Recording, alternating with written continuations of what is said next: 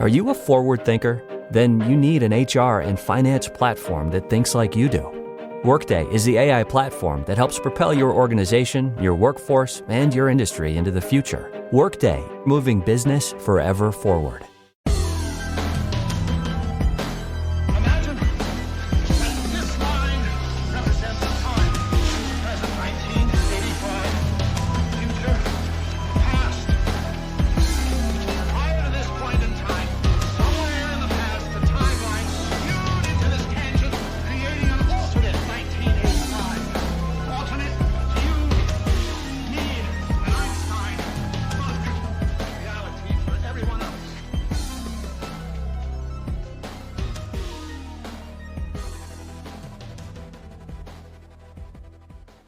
Welcome back to the Infinite Rabbit Hole. I'm your host, Jeremy, and tonight we got a special guest. This time, our guest is here because Jason doesn't blow us off. That's right. I don't? No. Okay. Fun fact, we had the same guy blow us off 4 times in a row. Oh, wow. No. I felt bad for having just to push it back a week. Like, if you're going to be somewhere, show up. Like, Fool me once, and then fool me 4 times. that sucks when people do Shame that. Shame on me for sure. But yep, secret's out. We have Jason Hewlett in the house today, old boss man from the Paranormal Network. Yeah, which we were just talking before going live. Like, those days ended already almost 3 years ago. That's crazy. It's unfathomable. Like, it just seems nuts. Jeff Yeah. has 3 years more worth of gray in his beard. It's depressing, actually. We all do, man. Like, I got way more than I did then. I got 2 strands popping up right here. Yeah, My rub it wife in. lets me know. Yeah, you're welcome.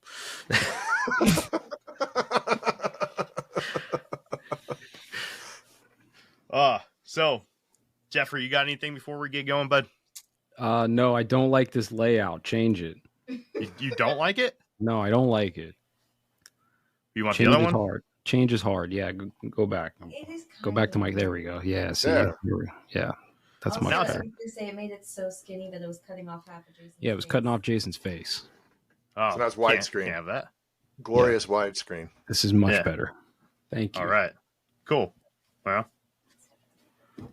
Well, you let AI do the work, and this is what you get. Exactly. Don't just rely on the AI. All right, well, Jason, welcome back, man.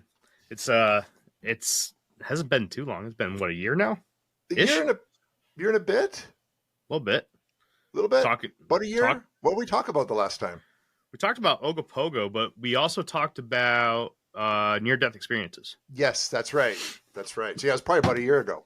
Yeah, because I want to say it was just before Ogopogo came out. Yeah, which that came out in, depending on when you saw it or read the book. Like, it came out at like Monster Fest in late June, July 1st of last year. That's cool, man. Yeah. You're a busy guy. Yeah. Like, yeah, and I really keep getting busy. busier somehow. I don't know how. Yeah, it's like every time I see a post from you, it's like a new thing that you're doing. I'm like, geez, man, save some of this for everybody else. Well, I look at it, when people want to work with you, you might as well work with them, because one day no one's going to want to have anything to do with you. So I might as well enjoy it while it lasts and just sort of take it all in. And That's not Be true, the man. mark. You'll always have a place here for you. well, thank you so much, Always. boys. I appreciate that. Yeah, so let's do a quick recap of all the cool stuff that you've gotten into. You're doing a radio show now. Tell us about Yep. that. Yeah, it's called, well, remember you and I chatted like earlier this year. I was doing a podcast called Paranormal Theories. And it actually, I had to put it on hold because of kind of what we're going to be talking about a bit tonight. And then, like, on my birthday in July, this guy who was the Canadian content creator for Sandcastle Radio out of Florida approached me saying they wanted to do a paranormal show, and they'd looked at a whole bunch of people and they really wanted me to do it. And so I did what I usually do, is I said yes without thinking about it. Hell Too yeah. much. Right. And so I've been doing that. And so now it's called Paranormal Theories. And it's just going to continue what I was trying to do on the podcast, like interviewing people within the field and stuff like that. And then, it's an hour-long live show every Tuesday night at 5 Pacific on Sandcastle Radio, and you can listen on sandcastleradio.org or download their free app. But it's all over the world. It's really cool. That's awesome, man. You got some big names on there. I seen Seth Breedlove. Yep. That's freaking cool. On. Ryan Sprague was on. Jesse Doyle from Hellbent Holler has been on so far. And I'm lined up a bunch of people coming up as well, and I'm working on a few others. So it's been really cool. I'd love to pick Jesse's brain. Yeah, she's super interesting. Like super interesting to talk to. Lots of high energy. Really cool. And I brought her on like when they put out their, the Monster on Morris Mountain documentary that STM put out back in August. So yeah, tied into that. So yeah, no, it's been a lot of fun. It's been a lot of fun. It's as you know, putting on a weekly show can be a fair amount of work. But I have a great time doing it, and it's just a little bit.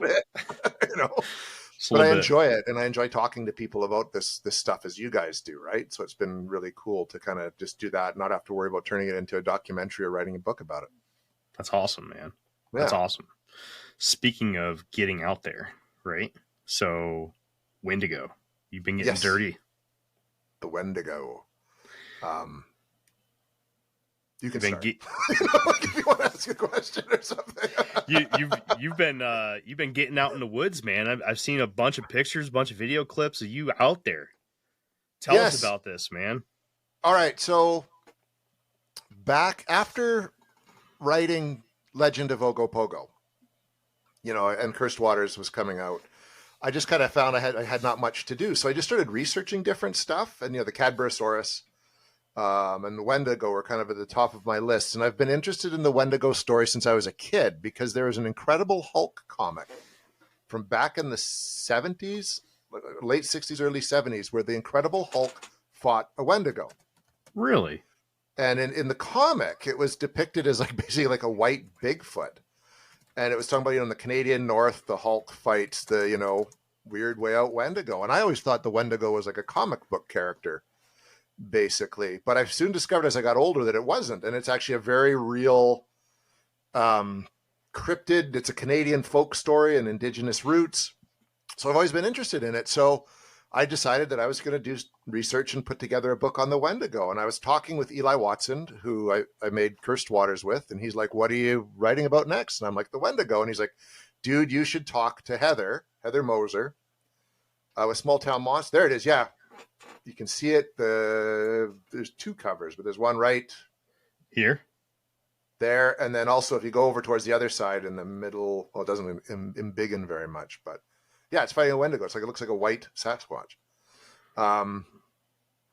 Yeah, you can see it there. That's wild, man. Go ahead. I'm sorry. I didn't mean to interrupt. It's supposed to look like. Right. Well, okay, so when we're on the topic of its physical description. Yeah. Right. There is, if you've ever stepped foot in a cryptid Facebook group or anything, the Wise, right? Yeah. There's this infamous argument over what a Wendigo is supposed to look like. Mm-hmm. And when the Chad Lewis had come out with a book a while ago, yep. And Wendigo Lore. Yep, that's a good yep. book. Yep. He kind of cleared that up a bit, and so going off of the cover of your book, you went with the stag head. Yeah, that's because that was kind of it was a good decision in terms of marketing because that's the one most people are familiar with nowadays. Yeah. Right. It's the stag-headed thing. But the Wendigo initially didn't even have a physical form. It was basically something that took you over. Like you went Wendigo. And then you were compelled. You started seeing your loved ones as like game meat and you started eating them. And that was just sort of what happened. And you kind of you were possessed by this spirit. Then the book came out called The Wendigo. And suddenly, like I'm gapping out. Algernon Blackwood wrote a novella called The Wendigo. And that was the first time it was depicted as any kind of flesh and blood creature. And initially, there were no horns. It was more like what people describe a rake. You have that? You have that? I did not You're down one here. I have step ahead it of me, sir. I have it upstairs. Yeah. I sure do. That's awesome. But That's awesome. it's for those that are looking for like legitimate I don't know, like an entertainment book on the Wendigo. It's not what you think it is. No. It's a bit different. Yeah, it's a very different kind of book.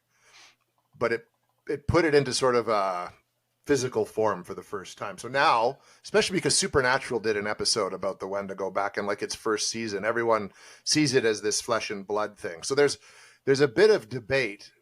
That's sort of the book cover, which comes out tomorrow, by the way, from Small Town Actually, Monsters. if you're listening to this not live, it's coming out today. That's right. Yes. Because I'm staying up and getting this episode out for you. Marketing strategy, right? Because that's the version a lot of people are familiar with nowadays. Yep. And when they read the book, I explain. Like Chad Lewis is one of the many people I interviewed for the book, and we got into that quite a bit. Same with Ronald Murphy, who's an author, researcher, and folklorist. So we touch on a lot of those different aspects of it. Good. That's good, man. Did you ever find out where the stag head came from? It's just something that developed over time. I think that's the same time that I know Sam Sheeran actually was talking about it because I interviewed him in it as well, because that sort of became the pop culture version of it. But it's like, if you look at depictions, it gives it kind of more of that demonic devil-like appearance. You know what I mean? And it kind of fits into something a little more sinister. And I think that just kind of became, and there are some indigenous folk stories where it did have a horn on its head.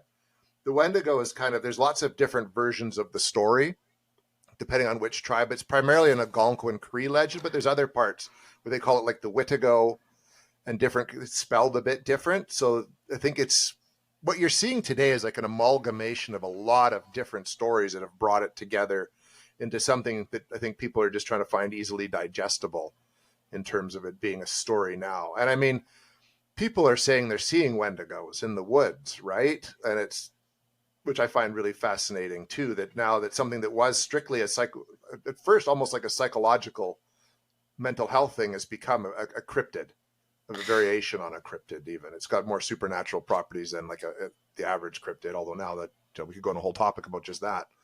Oh yeah. Alone, supernatural paranormal cryptids. But for the Wendigo's sake, it's become something a lot more tangible in the public's eye. Jeff, you got anything, bud? He's a fish out of water on this. I don't know shit about this, to be honest. So I'm just here for the ride, you know. Keeping the chat entertained right now. I'm arguing with somebody because he wanted to go fishing in 20-mile-an-hour winds, and I'm not doing it. It's a different topic. He's having a whole like conversation in the chat right now. It's awesome. He's a great guy. Let's see. I lost track. So you said that you were halfway in with Caddy and the Wendigo. Yes. Caddy's interesting.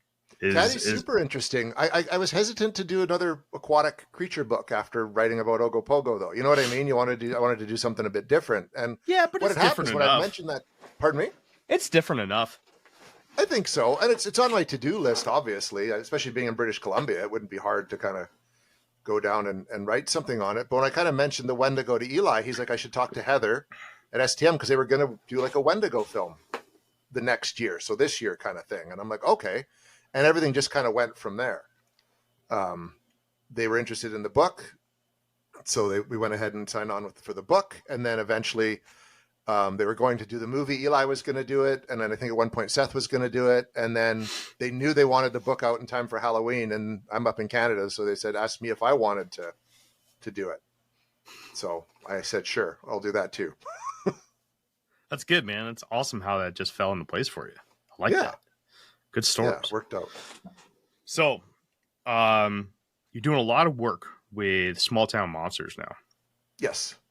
I see that. Are you like officially part of the crew now? Like what's going on here, man? Give us the deets. I work on contract for them, creating like shows that are basically based on Canadian content for them.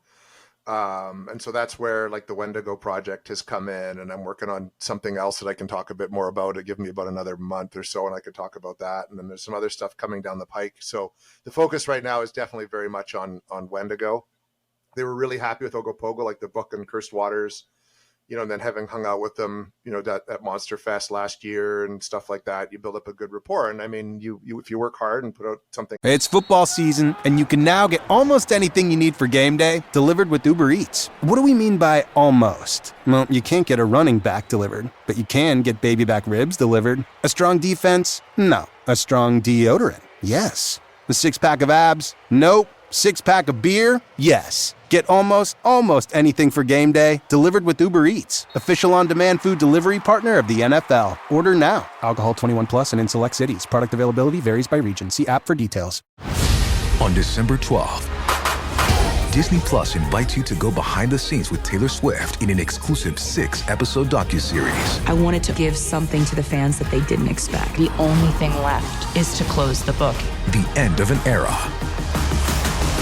And don't miss Taylor Swift, The Eras Tour, the final show, featuring for the first time the Tortured Poets Department. Streaming December 12th, only on Disney Plus. Good, like, and get along with people. It's amazing what can happen. That's awesome, man, because they got like an all-star crew there, and I couldn't be more happy for you. That's an awesome group to get in with. Yeah, I'm feeling very blessed, like super, super lucky to be doing this, and to be working with them. And they are all amazing people. And they all approach it the same way I like to approach it, which you take this seriously. Like you do the work, you research the stories and the legends, and you don't like over dramatize it or sensationalize anything. You just put the stories out there and let people decide for themselves what they think all this stuff is. And that's always been the way I've liked to approach things. Yeah, they got, I mean, wasn't Linda Godfrey a part of that at one point too, before she passed, I believe? I'm not sure. I think she was. I know Seth Breedlove, Shannon LeGros, I think Ken Gerhard's in there too. Yeah, he does stuff with them from time to time, and Lyle Blackburn has. Yeah. The guy I'll be working with in 2 days, yeah, which I'm super fucking nervous about. Yeah, and Lyle's great too. I actually had the pleasure of meeting him, and he was really nice to talk to. Really cool. That makes it a little bit better. Yeah, I'm slightly nervous. And then I know there's a lot of smaller pieces of it too, but I mean just that cast alone, man, that's a hell of a cast. You're up there in the pantheon now, Jason. Oh, thank you very much. It's been an honor. It's also pretty intimidating at times, or it can be. But the more I do with them, the better I feel about what I'm doing. And working on this book and the doc was like really a great experience with them. So the Moore has a question. He said, when researching lore, do you dig up old books? What kind of as often as I can. Books, papers. Nathan Carlson wrote a great piece about the Wendigo and how it ties into his indigenous lore, and that was an invaluable tool. And for other projects I've got coming up, I'm digging into whatever book I can find on it. I don't just sit on the internet and chat GPT for information or anything like that. I was a newspaper reporter for 10 years, so I like to old school approaches to researching as much as I can. Good. To get the right kind of information and find the right people to talk to, right? Yeah. That's the other half of the battle, is finding people to talk to. In the case of Wendigo, because it is an indigenous story, I was really lucky to be connected through Morgan Knudsen with Alicia Pearl Werner, who's a Cree in northern Alberta, to get her aspect on the Wendigo. And there's an encounter story in the book that involved Alicia and Morgan that we actually got to follow up on and investigate, which was really cool. That's cool, man. Knudsen too, huh? Look at you, man. Jeez, come on, boss man, share the love. Look at Jeff over there. He's shocked. He doesn't know any of these people. I know Blackburn. That's the only name that I've recognized. Do you? Yeah, I don't know how. Is that a show or something? He's been on quite a few TV shows. Yeah. There you go. That's what it is. No, it's not. It's because I said something about him last week. It might be that too. when I found out I was working with him on Tuesday.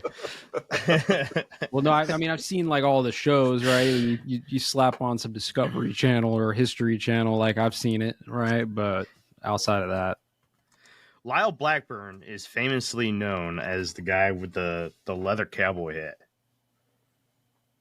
Yes, yeah, he almost like popularized that, didn't he? Yeah, here I'll show you guys a picture. I thought that was all the cryptid guys, man. Isn't that like a law that the cryptid guys have to wear that hat? Ken Gerhardt has a similar hat. Ken Gerhardt does have a similar hat. I have seen this guy before. Yeah, Lyle, man. He's a badass. Definitely badass. He seems like a rock band too. Oh yeah, he does. Yeah. It's something I can't remember the name of it. It's something spooky. Yeah. Can't definitely falling short on the name. I'm not going to sit here and waste 10 minutes thinking about it though. Let's see, man. So where do you want to go? You seem like you have just everything on your plate right now. What's the end goal for Mr. Hewlett? What do you want to do? Like, I'm kind of exactly where I kind of always wanted to be, if that makes sense. Like when I was a kid, I thought, and this was, I'm going to age myself here. Like most of my like youth and teen years were through the 80s, but I thought, man, wouldn't it be cool to sort of investigate, paranormal phenomenon, write books about it and make movies about it. And then I remember I kind of set pause like earlier this year and was like, holy shit, that's exactly what I'm doing right now. And so I'm just excited to be doing this and to actually, be able to take it seriously, like take a serious approach to it and have the time to do it right and to work with people that are like-minded and to have people like read the books and watch the films. And, with tracking the Wendigo, which comes out at the end of the month, that's the first time I think this first feature-length documentary I've made. So it's the first time it's something like that I've made is going to actually hit public eye. And I'm kind of really curious how people will react to that kind of thing and just see what happens. So Cursed Waters didn't have it was, but Eli directed that, right? Like Eli wrote and directed it, and I was kind of the primary researcher and a part of that. So that was great, and it went over really well. People really, really liked it, and we screened it at the Town Theatre here in British Columbia in Vernon last October. It had the kind of the Canadian premiere, and people loved it, which was great. But this is one where it's like it's kind of like a all on me kind of thing in terms as the writer, the director, and the one who did, put everything together and did all the traveling around and all that. So I'm really curious just to see how people will react, if they'll like it. I think the Wendigo story is so fascinating, and it's popular enough, right? And well known, like movies like Antlers have been made with the Wendigo and like video games like Until Dawn. So I think there's people out there who are really interested in it. So hopefully it'll just react well with all those people who are curious about the Wendigo and just see what happens.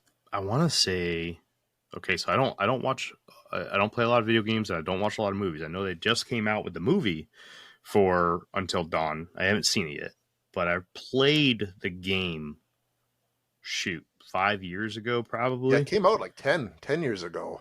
And I want to say that they did it pretty good too, didn't they? They actually made have the Wendigo without the horns. Like they have that version of it. Yeah. And just bringing me back to all the research that I did, because I did a 2-part series back when we had Kenzar on as a guest for this show before she was even a host. She had reached out to us and was just like, hey, you guys are kind of cool. What's up? Thanks for making a semi decent podcast. And I was like, fuck, dude, this is like, I'm counting this as fan mail. So no, just kidding. She was actually super, super cool, man. Honestly, without that email, I don't know, man, we probably never would have gotten the springboard that we needed to still be here 5 years ago or 5 years after. So, I owe a lot to Kid. She's phenomenal. And, I asked her what she wanted to come on and do. She's like, well, I want to do something, Canadian and cryptid. So I just threw a bunch of Canadian cryptids at her and I said, choose one of these. And she's like, Wendigo. I'm like, sure, let's do it. So I dove right in, man. And I found out some crazy shit, like boiling bear tallow and shoving it down people's throats to help fight off the cold heart. Oh, Yeah, to melt, because the heart, that's why the book's called Heart of Ice, because if you're taken by the Wendigo, your heart literally turns to ice. oh, And you have to either melt it with hot tallow or shatter it. Like, cut the body open, rip it apart, shatter the heart, burn the remains, and bury all the different pieces. yeah, like you have to decapitate it and literally move it to different parts, like as far as you can from each other, so that they don't coagulate back together. Right? Yeah. It's like fucking crazy, man. It's crazy. The- It's crazy the lore, stuff. The lore is so deep on it. It's incredible. And no one knows where it starts. Like Swift Runner's like where the story really became known in the public consciousness, because he's the guy that, you know, murdered and ate his family in the Tuatna Valley, and then he was like the first guy hung in Western Canada at Fort Saskatchewan, and he claimed he was taken over by a Wendigo. So it became a court case. You know what I mean? And that's where Wendigo first got heard in modern Western society. Well, modern, like, you know, we're going way back late 1800s, but Western society. Do you go over that in the book? Yep. Covered all in the book. Yeah. And we talk about Jack Fiddler, the Jack Fiddler story. He's the guy who was a Wendigo killer, him and his brother, and he was arrested by the Northwest Mounted Police for murder, basically, even though he thought he was doing right. You know what I mean? Like, he was out there vigilante in it. Yeah, well, he'd be asked to do it by members of his tribe, because they would believe that, you know, enemy tribes would like curse them with the Wendigo, or if a family member was possessed by the Wendigo, you had to kill them. Otherwise, it would just kill everyone in your tribe, right? And that too became a court case and got known. So this isn't like just like some ghost story. It's actually known and cataloged in Canadian criminal law, which makes it a true crime story too. Yeah. The Fiddler one's new to me. I can't wait to get your book and read up on that. That's pretty cool. But the Swift Runner, man, that anybody grab Jason's book, read up on Swift Runner's account. That is oh man, I don't even have words for it. It's disturbing. It's extremely disturbing, and it's heart-wrenching and horrible. It's terrible, man. But just to kind of highlight the real world or real life aspect of what this lore, this legend does, right? Yeah. It's incredible. You know, even if there isn't, let's say, like an actual Wendigo spirit, right? There's still something that happens to humans at some point after a certain level of hunger. And that's that's kind of what they gave the title Wendigo to, was that breaking point. And there are just like you were saying, so many well-documented stories of people crossing that line and doing some absolutely horrendous things to people they love, people, you know, who they fathered or mothered, people who they married, their own parents. It's fucking brutal, man. I have no way else to put it. It is. It's like a real life horror story. Like, you know, Hollywood can't come up with something worse than the Wendigo story, right? Like it's in the actual DSM. So like the medical diagnostic book for mental health, they call it Wendigo psychosis. It's primarily amongst indigenous people of the Algonquin and Cree tribe, but that's the DSM trying to put something very complicated into simple terms for people to understand, right? Like it's crazy. It's one of those ones that really cross it, like.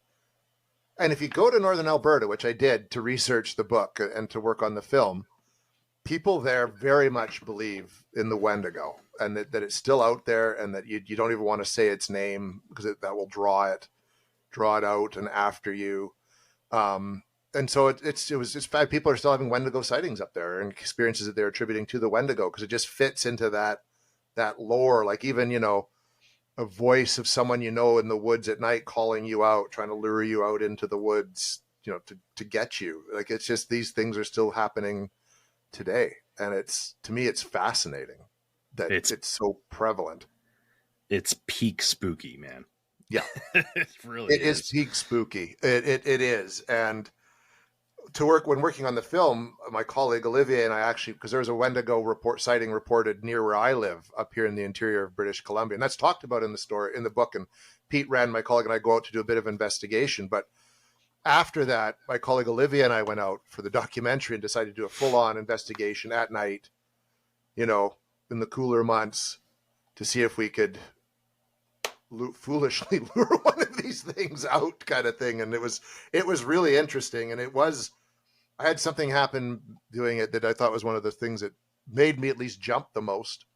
I'm kind sure. of thing that I'd had happen, which I don't want to talk about because I eventually want people to watch the documentary when it comes out in a few weeks. But that became a wraparound story for the documentary, and the book is kind of the middle portion of the film. But there's so much more material, like talking to Sam Sheeran about the Wendigo and pop culture, all the different ways that it is, trying to track down the origins and how it relates to other similar mythologies around the world, like with the Wild Hunt and where the antlers come from and all that kind of stuff. So I tried to make the book as comprehensive as I could, knowing that it was following up Chad Lewis's very good book on the subject matter. And interviewing Chad for it as well was like great for the book, and the film was phenomenal. And he's super enthusiastic. Well, we could talk about Chad Lewis later. I actually live in the town he went to college in. Do you? Yep. That's awesome. He went to Stout, University of Wisconsin Stout, which is right down the road from me. The world moves fast. Your workday, even faster. Pitching products, drafting reports, analyzing data. Microsoft 365 Copilot is your AI assistant for work. Built into Word, Excel, PowerPoint, and other Microsoft 365 apps you use.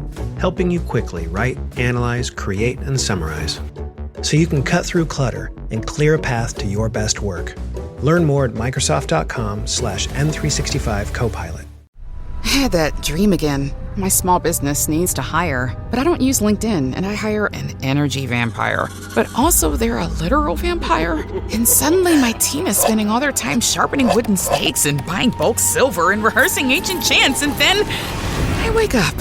Don't let hiring nightmares ruin your dreams. LinkedIn Jobs' new AI assistant takes insights from over 1 billion professionals to create a short list of the best fits for you. Post your job for free at linkedin.com/quality. Start hiring today with LinkedIn. What if an appliance emergency didn't have to be?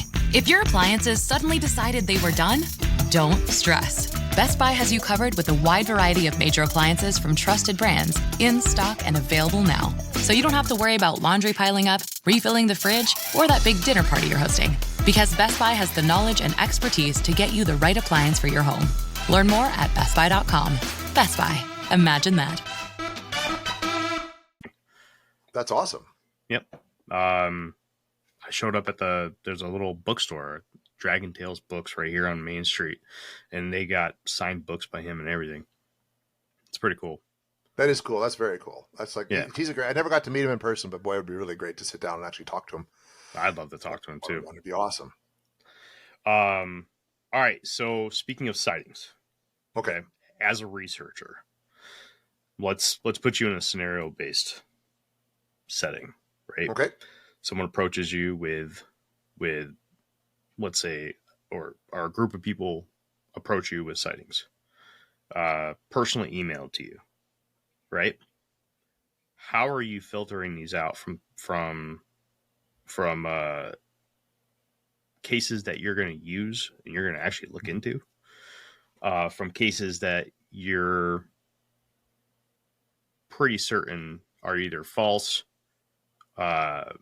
misidentification, whatnot, right? Yeah. And yeah, I ask this because there's typically with a lot of cryptid creatures, right, or paranormal lore, there's usually a fine line somewhere where people can cut off and say, okay,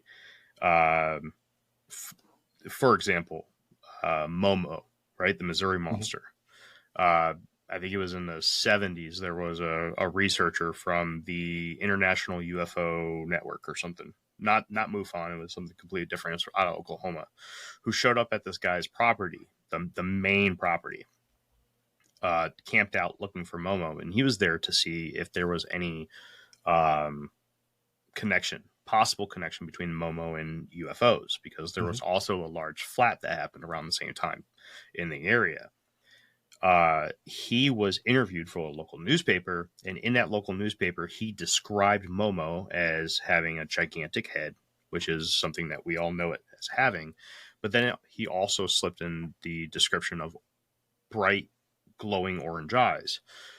That right there highlights a point in anything reported past that point with any orange glowing eyes, to me at least, as false. Because that was the very first time anybody ever introduced the creature or described the creature as having orange glowing eyes. Every single report prior to that time always described how difficult it was to see any facial features because the long shaggy hair covered its face. But a strange phenomenon. This is something that just happens with human beings. It's in our nature, right? Yeah. You hear something, bright orange glowing eyes, and now all of a sudden 70% of the reports that you're getting have these orange eyes. Did you find something like that when you're looking at a topic like the Wendigo? Yeah, you want to, like, I know with the sighting that was near where I live, I interviewed the people and sat down and talked to them. And the way that the woman described what was going on, like it was, the typical, it was a sighting on the side of the road. It was wintertime. It was like a tall moose-like looking creature with a cloak, which was a bit odd, the cloak part, but it had like the right kind of antlers coming out of its head. But what it was interesting is what was kind of going on at the time. Like her brother had been dealing with addiction issues and had just recently passed away. And that ties into sort of, the Wendigo is a consumptive spirit, right? So there's someone who's very weakened in a bad position dealing with this. So that kind of lent it some credibility. They'd also experienced other paranormal phenomenon in the house that they were living in, which was near where the sighting had taken place. So there was enough there, the physical description, the winter, the consumption, the drug aspect and death, that to me, it bore some credibility to follow up on. And so that's kind of like the first place to start with any of this stuff is you have to interview the people, and it helps to know something about this, what they're talking about. Like you were saying with Momo, right? Like it's that sort of, all I'd ever heard about Momo too was like yourself. The hair was so much that you could never see a facial feature. So if someone's suddenly seeing a facial feature, it feels like a bit off to me. Like maybe that is what they saw, but it doesn't fit in with what else people are talking about. It'd still be worth kind of following up on. Yeah, like you would want to think maybe they're misinterpreting something else, or they just saw something that freaked them out, and everybody talks about evil things with glowing eyes, and they're just sort of fitting that into the narrative, right? Like it's such a tough field to work in because everything can get pretty muddied pretty fast. And you're right, humans as a society will sort of take one idea and roll with it and roll it into something else that maybe wasn't what they saw at all. We're really good at misinterpreting things. Like there's a lot of stump squatches out there. Oh, there's right. You know what I mean? Like a lot of bright red circles, man. And a lot of bright red circles and all sorts of, and a lot of people saying that dust is orbs, and all this kind of stuff. And you just got to be really, really careful. But the best first step is to interview people thoroughly, get a feel for them. If you can interview them even in their own home environment, you'll get an idea just from looking at their home environment. I remember getting called to an investigation in a nearby community that people were saying they had this phenomenon happen, like blood dripping from the ceiling in their kitchen, and they had a sample of it on a Kleenex. So my colleague and I went out there, and I mean, they had every single book on the paranormal you could think of. They had every episode of Ghost Hunters on DVD. Like these were people who were so into this stuff that after talking to them for a while, you knew they just wanted something to be going on in their house. Yeah. Right?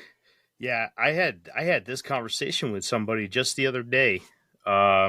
We talked about the spectrum of believers and skeptics, and how, as somebody who performs interviews, right? I've only done a few, but I'm sure you have a much bigger database than I do. I already find it difficult to talk to people who are too open-minded. Just as much, if not more sometimes, than people that are too close-minded. And when you have those extremely open-minded people, to talk to them, and if you're not feeding them the information that they want, the conversation tends to turn bad pretty quick. It does. It really does. So, yeah, I couldn't. That's one thing that I'm just not looking forward to in the whole investigative, like in-person side of it. How do you deal with things like that, man? You kind of have to just be honest with people, right? Like this house that I was telling you about, we investigated there for hours and nothing happened. Nothing, absolutely nothing happened. So when they come, when we do an investigation like that, we ask the homeowner to leave so that we can do our investigation without them around. So that's a good way to tell if something's there or not. And then when they came back, like, sorry, man, like nothing happened. And they were telling us about all this extreme stuff going on in their home. So you would think that if all that's really going on in the home, after several hours, like 6 to 8 hours of investigating, you're going to get something. Yeah. And nothing. Do you think that has something to do with, like, if the people who live there are there, maybe the whatever it is more comfortable kind of like expressing or showing itself in a way than if like some strangers are in the house? Does that make sense? That can be the thing. So we try to do multiple investigations, like some with the homeowners there, some without. We like to do the first one without them there. And then if we have something happen when they're not there, like we kind of get like, okay, there's probably a better chance, of something going on. But if not, we like to come back and do stuff with them present and do a mix of that. But these people, then when we said there was nothing there, they were just kind of put out and didn't want us to come back. So that was a sign to us that, well, okay, maybe there's really nothing going on here, or we didn't appease what they were thinking, right? Like it's a tough call. Sure. But I find honesty is always the best policy with all this kind of stuff. Like you can't placate people.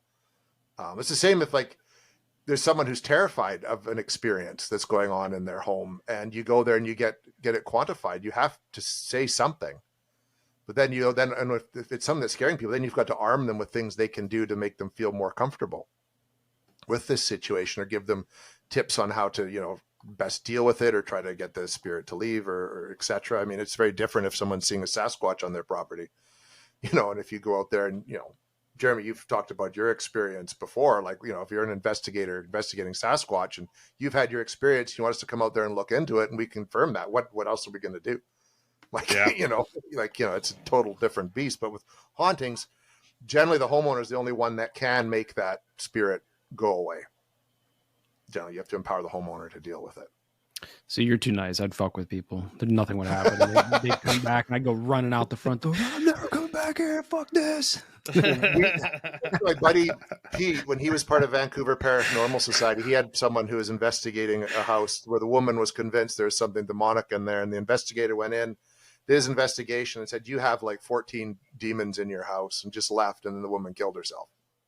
Whoa. She was so terrified that this person had said there was like all these demons in her house. She couldn't handle it. Crazy. Wow. You have a responsibility as to people, right? Like it's, yeah. Maybe people, there was. If someone's terrified of this, they're going to take it. They're going to really react. Maybe there was. Maybe that's something that, pushed her over the edge too. Not just the fear of it, but, if there's fucking demons living in your house, like. Yeah. I mean, I'd personally move.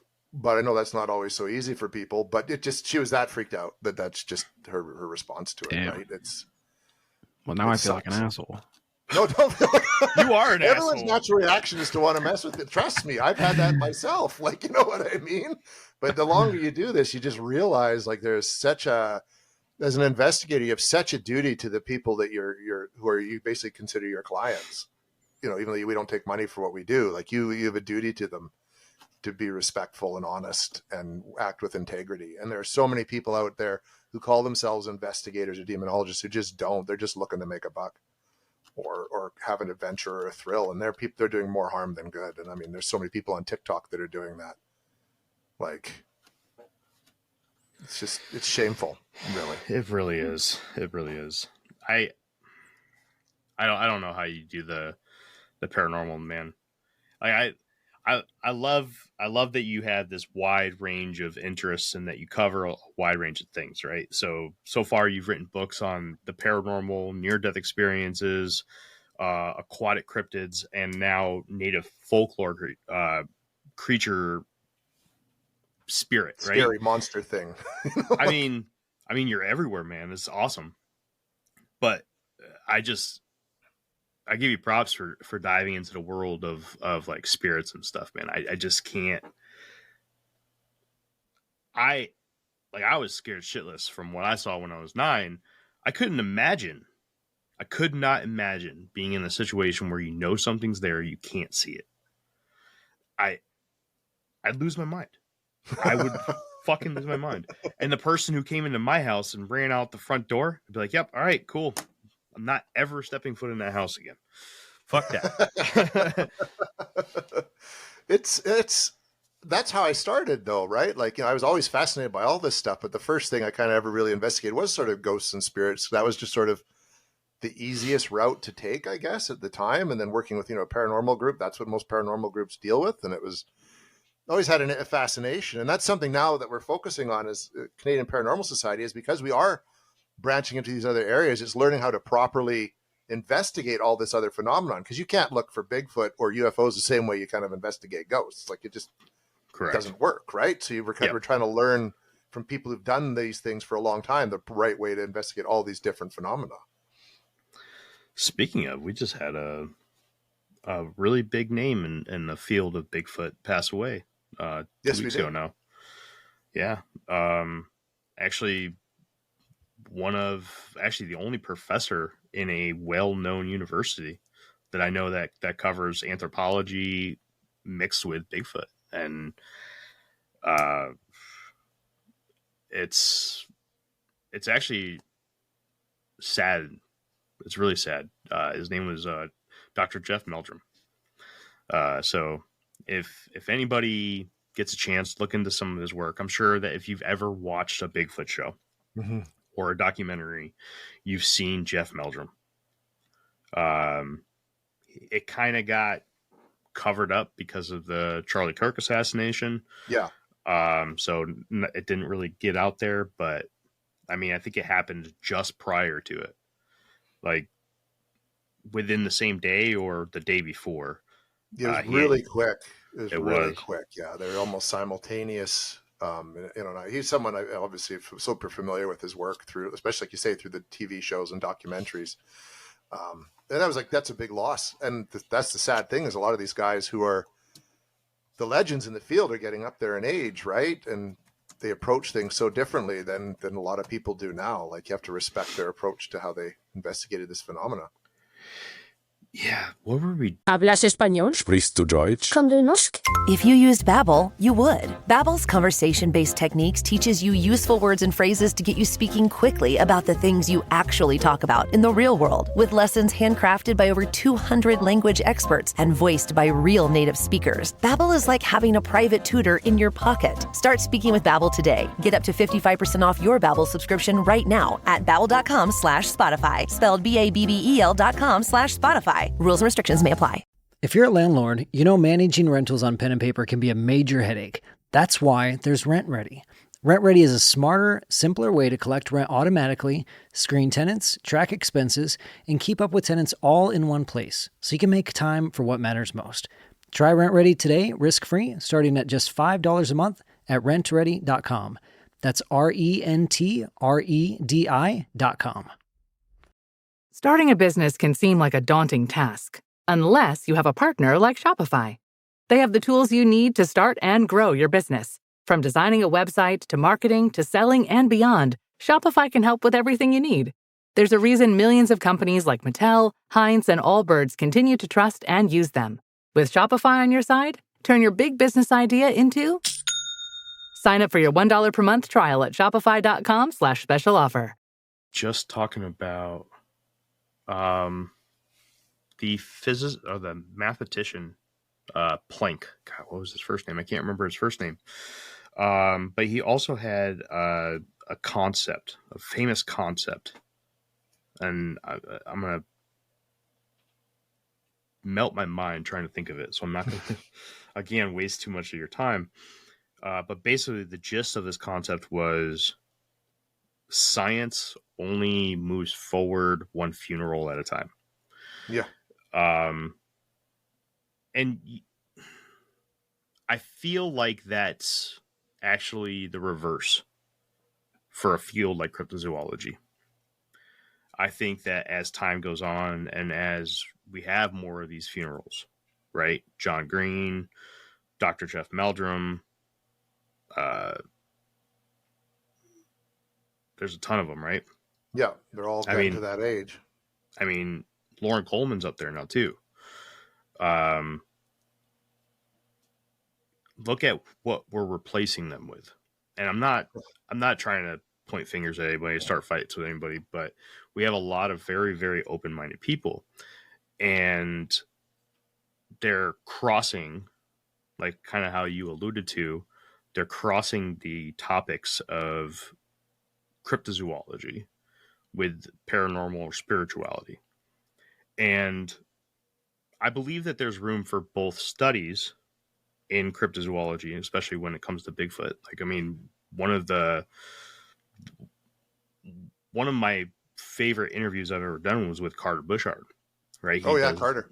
He Carter's talks about super interesting dude. Yeah. Yeah. And he dives really deep into the mind speak Bigfoot. But he does it from an educated point of view. And it's really nice. But a lot of the people that are starting to fill these shoes are, I mean, I'm trying to be nice about this. I feel like they're too open, and they're leaning very heavily on AI. Mm-hmm. I don't know if you've come across this a lot in your recent times, but it seems like every time I go on to anything for research, I have to filter out more AI bullshit than I ever thought I would have to.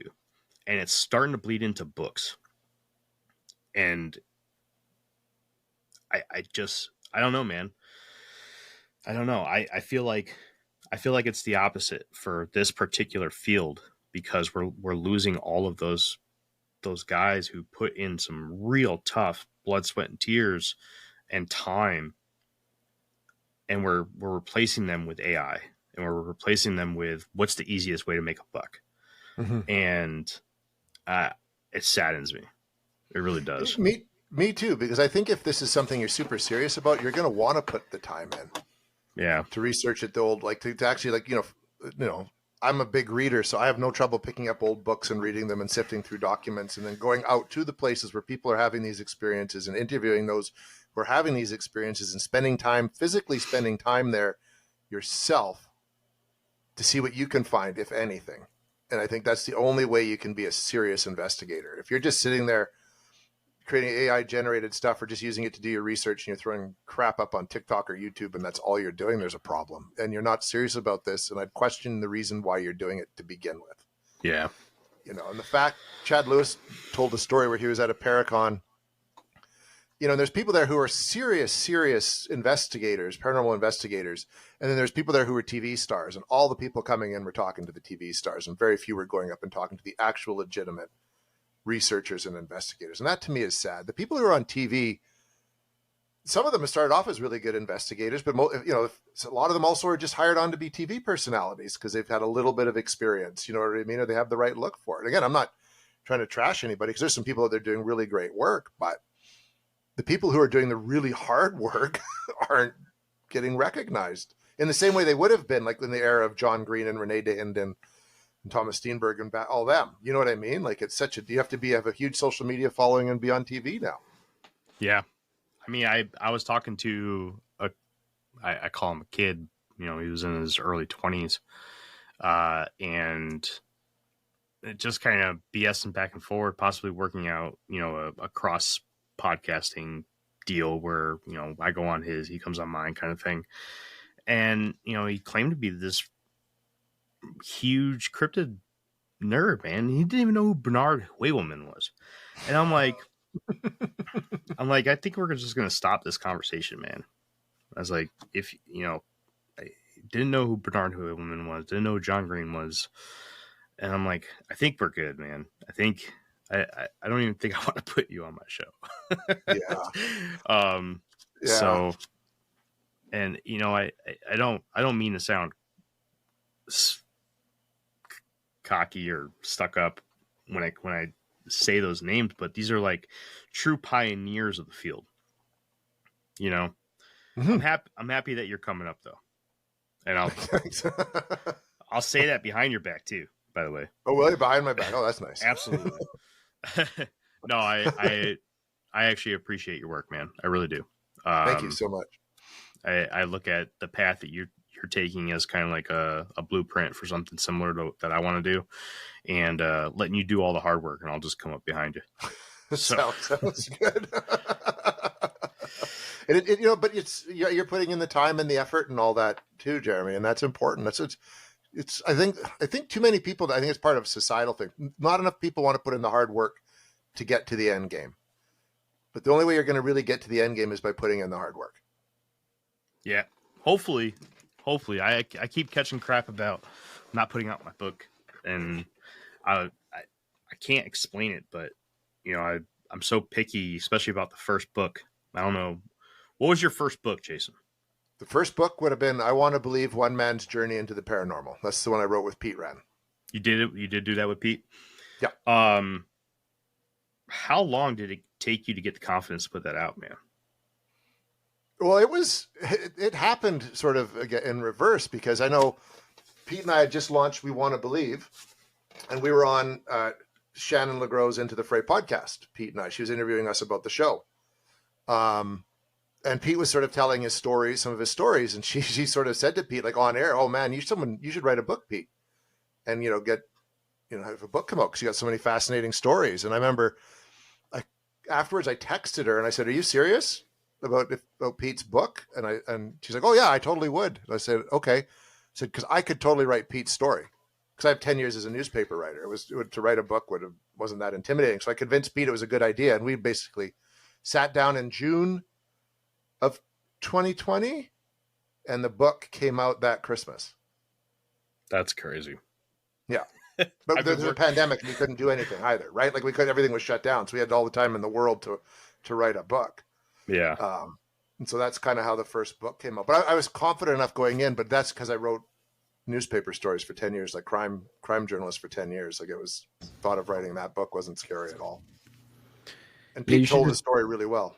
You should just put it out, Jeremy, honestly, man. I mean, I don't write books, but I write music, and I have that same problem where I'll be working on a song or something, and I'll hold on to it for what I feel like is forever. And then a day comes where I wake up and I'm like, fuck it. And I just put it up on the internet, and all I get is like praise for the songs. People are like, "Oh, that's sick. That's awesome. I'm glad you put this out." So it's one of those things, I think, when you're, especially in like the creative space, because you can totally block yourself. Like you just have to fucking find the day, be happy enough with it, and just fire it off. I think you're right. Nothing creative is ever really finished. It's eventually just abandoned. Yep. Like, it's good enough, let's do it. Then if you've got a deadline where you have to have it by a certain time because there's a publisher breathing down your neck, well, then you hit that deadline day, and you make sure it's good enough, and off you go. And then you can always do a follow-up. Yeah, exactly. But I don't want to do a follow-up, man. That's part of the whole thing. All right, we're getting into me. I don't want. Let's stay on Jason. Jason, we got a question from Spectrum Assassin here, man. He said, "I wonder what he thinks of ultra-terrestrials like elves or gnomes." Oh, well, I think I love John Keel's ultra-terrestrial concept. I'm a big believer in it. Because we have there's the little people, which have been people call them fairies and things like that, and indigenous tribes. There's tricksters, all that stuff. So I have no doubt. I think elves and gnomes are just different names for a different phenomenon all over the world, and I'm fully convinced that all that is truly out there. I think Keel was really onto something with his whole ultra-terrestrial concept. Spectrum, if you're looking for a good book on the whole ultra-terrestrial thing, right here, Strange Creatures get that out of the from Time and Space from John Keel. That's a killer cover too, by the way. Oh yeah, dude, it's absolutely awesome. and he doesn't dive into it as much. I mean, he talks about it in pretty much every book he does. Trojan Horse talked about it. Mothman Prophecies. About it. Absolutely. The Eighth Tower, is that what it is? The Eighth. I think that's Tower? what it's called. But the Complete Guide to Mysterious Beings is another one that he does. This is more of just like your cryptozoological book, state by state here in the United States, that John Keel did. But he does refer to the ultra-terrestrial hypothesis that he presented, most famously in Strange Creatures from Time and Space. Yeah. So highly recommend that if you're looking into like the whole ultra-terrestrial concept, gotta grab some John Keel, man. Yeah. It is. He's the man.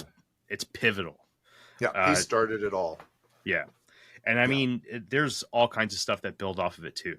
Like even the more present phenomenon of like Skinwalker Ranch, because they're talking about like potentially being a cosmic trickster. That all spans off of John Keel's original theory from the ultra-terrestrial.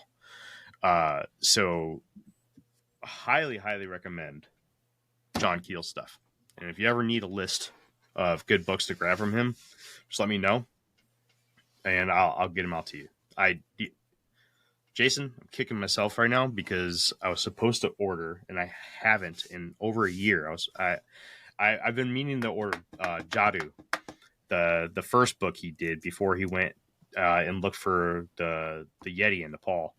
Oh, so I gotta grab that. I might as well just snag that now. Just order it out. You can pause and go on your phone and order it off Amazon right now. So no, I don't pause anything, man. I just do it. I order more books when I'm talking to people than I like during recordings than I do when I'm not. It's crazy. Well, because your brain's working, right? It's working on all this stuff and turning it out. That's my brain works the same way. Yeah. So yeah, I'm gonna grab it right now. Would like clockwork elves, like Terrence McKenna's theories about like the entities you see in altered states of mind or consciousness, would those be considered like ultra terrestrials as well? Yes, I would and say no. So, to a degree. So John Keel had this really fascinating concept that he called his window theory, I believe it was called. I might be off slightly on the exact terminology.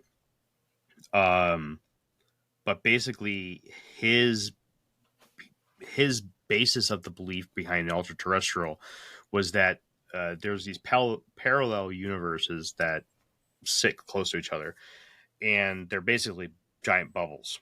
And when they come in contact with each other, they create a crossover of the two parallel universes, and that cryptids are creatures technically from this parallel world that come in through these windows, these cross sections between the parallel dimensions or parallel worlds, if you will. So he even went as far as to explain that local cryptids, like ones that you only find locked in by local lore, let's say like the Snallygaster of Frederick, Maryland, right? That's a perfect one. Or the Van Meter Visitor of Van Meter, Iowa.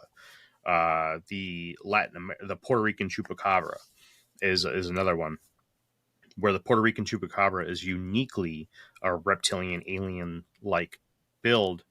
But then in the southern United States, we have a four-legged quadrupedal canine, right, with mange. That's how, they both do the same thing. They're technically both bloodsuckers from livestock, but they're visually and anatomically different. He used that as an example of these parallel worlds, right?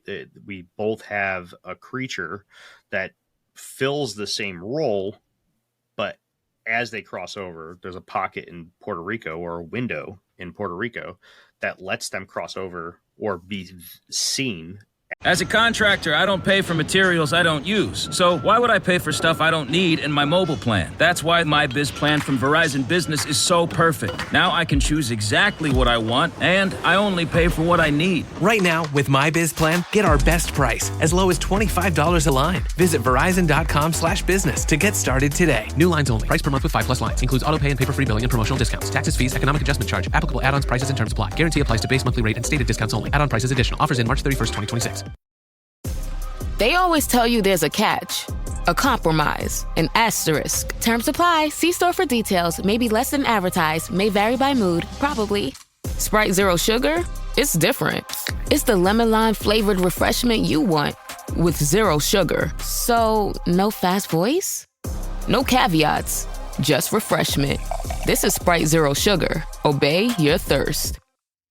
Año Nuevo. Los mismos Extra Value Meals en McDonald's. Ahora te puedes llevar 2 snack wraps y papitas y una bebida mediana por solo $8. Solo por tiempo limitado. Precios y participación pueden variar. Los precios pueden ser más altos en Hawaii, Alaska y California y con entrega. At times, that's more or less along the lines of his ultra terrestrial, and it's not exactly it because the ultra terrestrial sits above those pockets, and where I think like. You're talking about like machine elves and stuff.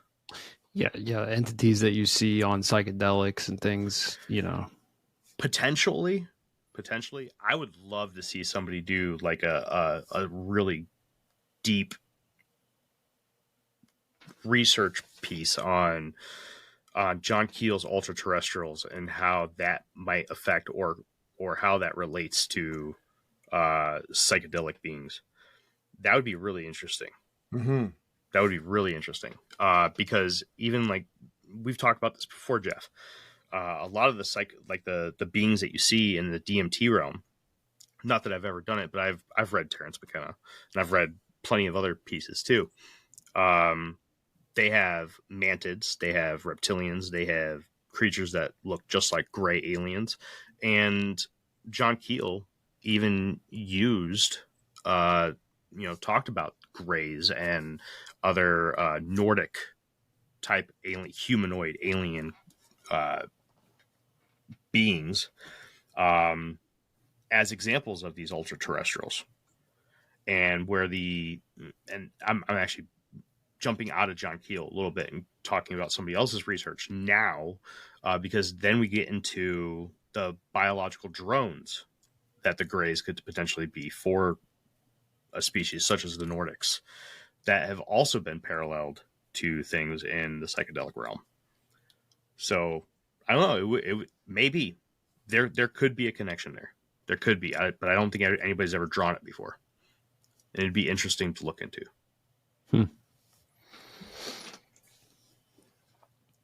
Really, really interesting. Mm-hmm. Anyways, back to Jason. Sorry, man. That's all right. That's it. That's super fascinating. It's super fascinating stuff. No, we love to go down the side tangents here. Let's see, man.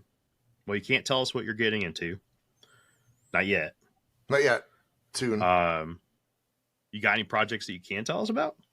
What are you working on, man? Other than the super secret stuff. Well, obviously the book is out. Tracking the Wendigo comes out October 26th. And then I am working on a Sasquatch documentary. Ooh. It will be out by the end of the year. And we're just sort of it's just gone for scoring today. The cut was ready enough that my buddy Sean, who scored everything I've done, like We Want to Believe, right through Tracking the Wendigo and stuff, is working on the music for starting probably tomorrow. And it'll be out in time. I don't have the exact release date yet, but it's going to be like mid-December. That's cool, man. Yeah, that's cool. Sasquatch in British Columbia. So we follow a case on that, and then we go down to Harrison Hot Springs and talk to like Thomas Steenberg, Jerry Matthews, Bill Reed, Brad Trent, all like veteran people who worked with John Green and Renee DeHinden and all that, and that's so cover cool. some of the lore down there, and then come back up and conclude our investigation. It had some interesting stuff happen.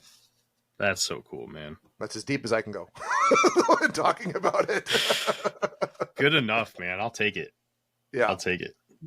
Then a bunch of stuff coming out in 2026 that I'm working on, which is I'm really excited about and can start when I can start chatting about it. But it's something I've wanted to work on for a while, and I'm excited that I get the chance to.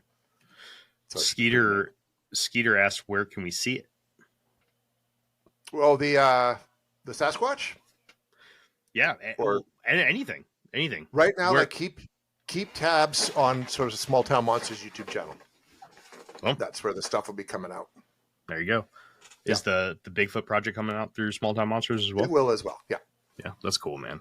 I think this is the first time I've actually talked about it. So you're lucky. There you go. Ooh, congratulations. look at that. Like in terms other than teasing it online, that actually mentioned that it's coming out at the end of the year on Small Town Monsters. So sweet, man. Hopefully you're not going to get in trouble for that, are you? No, I don't think so. I think it's fine. Okay. Like, I didn't say exactly when or what it's called or anything like that. So cool, man. Yeah. And yeah, Kenzar, she says that Harrison is huge on the big feats, and it's like, yes, it is. And we actually go to the museum in the documentary and everything like that. It was pretty wild. That became kind of our little jumping off point for what we did down there. But Harrison Hot Springs, if anyone here comes up to Canada and you're into Bigfoot, you have to go to Harrison Hot Springs. Like you have to. Don't call it Bigfoot, call it Sasquatch. Bigfoot's the American name, Sasquatch is the Canadian name. And the Sasquatch name came out like quite a few decades before the Bigfoot name was coined. There you go. There it is. There it is. Jeffrey, got anything for him, bud? No, man. Good to see you. Sorry I wasn't able to keep up with all of this. It's not my realm, but it's all good. Glad I was here for it. So we'll definitely have to see you again. Yeah, we'll have to link up before another year goes by. That's for sure. Yeah. No, that'd be awesome. I'd be totally down for that. When you could talk about more stuff, man. Yeah, maybe I'll let you guys know right away. Yeah, we'll talk about the DMT elves. That's what we'll talk about next time. Yeah, that'd be awesome. We should even do some DMT just in time. Woo! Boss man parties, man. I like it. Before I had kids and got married, yeah, and got too old to like never recover. one of these days, man. I've never tried DMT, but that's something that I'd delve into it, man. Just to have that experience, but to see the things that people are talking about, because is that the key to just altering your consciousness enough to seeing the things that are there all the time? That's where I get fascinated, just by that whole with the Keel and ultra terrestrials and just the whole concept that this stuff is always around us.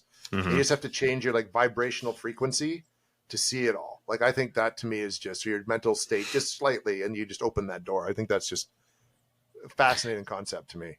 Yeah, me and Jeremy have talked about this before too, because it's from my perspective, people who have these types of sightings, they're usually it's like high anxiety or fear or these altered states when they have these interactions. So to me, it's not the same, but it's the same, right? Yeah, no, I agree. And people that have these, they're just that little bit more open-minded, and that's all anything like DMT or any hallucinogen does. It just opens your mind more. Oh yeah, right. Yeah. So there's so many we could spend another hour just talking about some of the cool shit that comes with this. I've heard some stuff that just absolutely blows my mind, especially when you get into the medical science of it and everything. It's just it's on another level, man. It really is. It is, and I think it's just tapping into that. All right, Jason, that's all I got for you, bud. That's all right. That was a lot of fun as always, man. Good, always good. Try not to keep you too late. I know. Well, Jeff has to go night. It's my bedtime always. He's got fresh baked cookies sitting on his counter. He's got to go eat them. That I do. His lady spoils the shit out of him. That's she awesome. does. Good for you. She brings him fresh baked treats and glasses of milk while he's recording. Yeah, Jeremy's going on a rant, and I'll just plate of fresh baked goods. That's awesome. It's man, dude, seriously?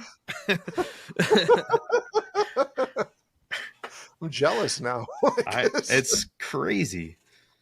But if you could just hang tight for a few minutes after we close out, that way I can make sure I got everything. And then I want to throw something at you because I just do. Okay. But before we go, do you have anything else that you'd like to put out?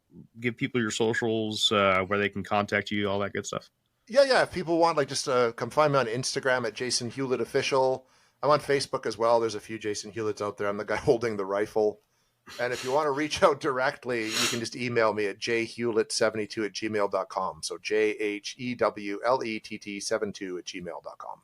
Perfect. All right, and I'll tag you when the episode comes out, which will be tomorrow, because I'm going to stay awesome. up and Thank you get so this out much. while I watch Sunday Night Football. So. There you go. All right. Well, that has been another episode of the Infinite Rabbit Hole. We do have another guest on the schedule next weekend. It is not the guy that blew us off 4 times in a row, but we'll see. And if so, we'll be diving into 9/11 and some of the misconceptions behind that. All right. Well, until next time, travelers, this has been another episode of the Infinite Rabbit Hole podcast with our guest, Jason Hewlett, old boss man from the Paranormal Network. Until next time, travelers, we'll see you in the next fork in the path of the Infinite Rabbit Hole. Bye, everybody. Adios. Bye. There it is.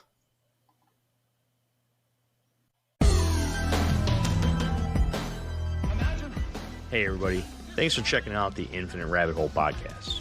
If you're looking for more of our stuff, head on over to infiniterabbithole.com, where you can find links to all the podcast players that we are available on, and even our video platforms such as TikTok and YouTube. While you're there, make sure to check out all the links for our socials and hit that follow so you know when all the new stuff from our podcast comes out.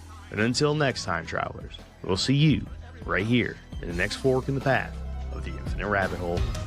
Bye.